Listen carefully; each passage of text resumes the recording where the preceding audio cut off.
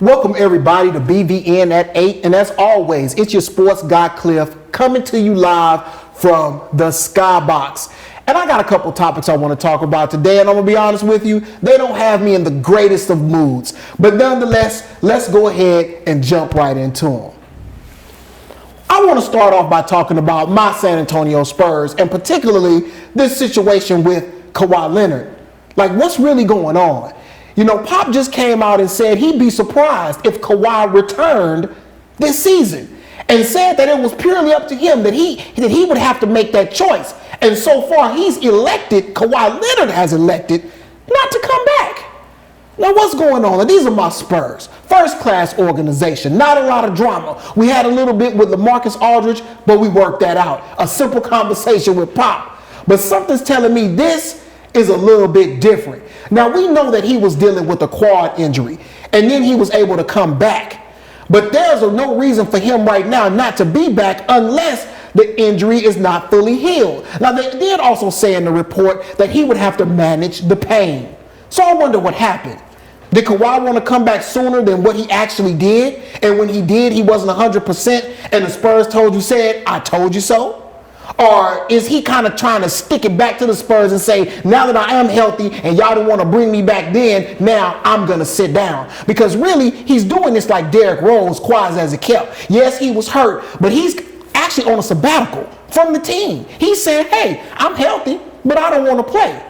But to add to this puzzling situation, over the All-Star weekend, it was rumored that he was in New York seeking a second opinion on his quad injury, and he was using the facilities of the NBA in New York to work out.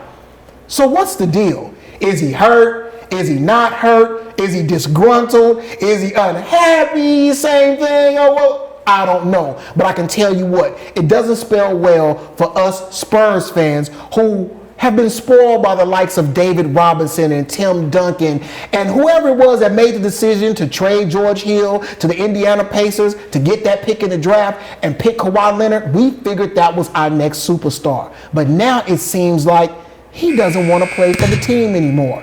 And one thing that's different is his uncle. His uncle, Dennis Robinson, is now his business manager. And Kawhi Leonard fired his agent right before he hired his uncle.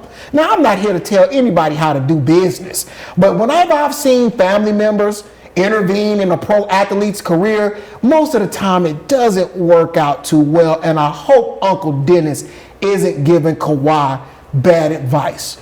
But hey, something that I've come to grips with is we may have seen Kawhi Leonard play his last game in a Spurs uniform.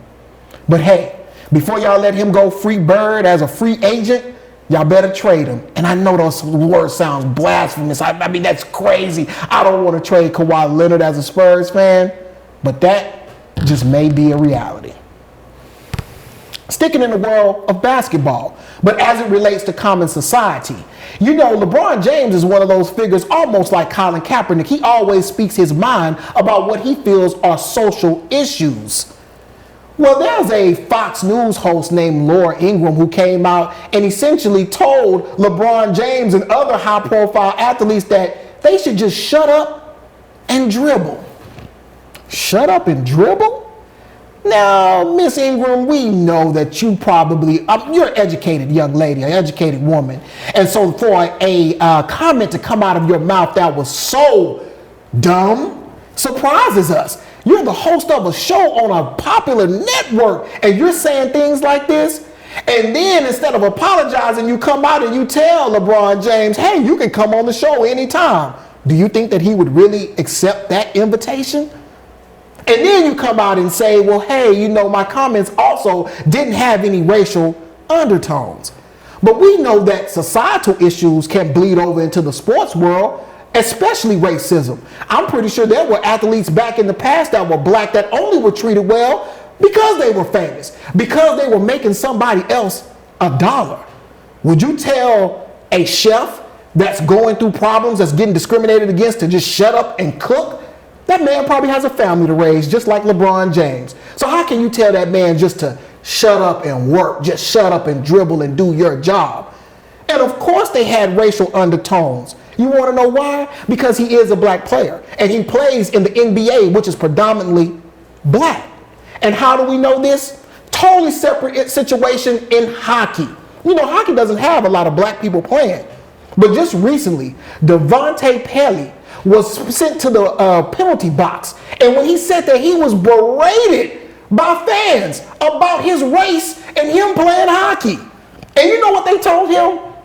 You suck. And because you suck, you should stick to basketball. You should basically stop playing hockey and go dribble. Now, I'm pretty sure those fans are no friends of Laura Ingraham, and neither one of them are part of a big Caucasian monolith in the way they think. But look at the thought process. We want you just to go and do what y'all people do. I know that's how I took it a little bit, but I'm not in their heads. I don't know those people personally. This is all speculatory. But you see how easy that it is. And not to mention, LeBron James himself, a globally famous athlete, moves into a neighborhood in LA and has the N-word spray painted on his fence. That just happened recently. We're not talking about 10, 15, 50 years ago. That's recently. With a globally famous athlete having to deal with racial issues now. And you're going to tell him to shut up and dribble. Could you imagine going to homemakers and telling them to shut up and go make dinner?